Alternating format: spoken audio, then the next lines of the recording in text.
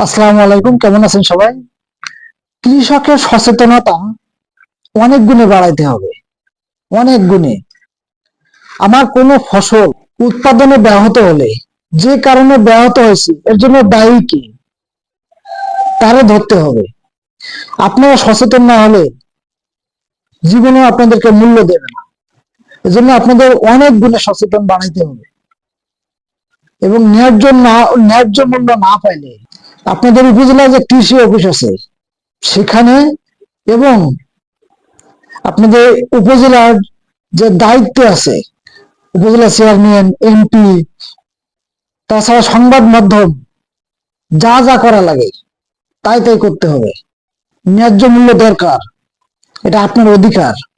বাংলাদেশের সব সেক্টরের মানুষ তাদের ন্যায্য অধিকার আদায়ের জন্য মাঠে নামতেছে, আপনারা মাঠে নামেন না। আপনাদের ন্যায্য অধিকার আদায়ের জন্য যা যা করা লাগে তাই তাই আপনারা করবেন, না হলে পস্তাতে হবে, পদে পদে পস্তাতে হবে।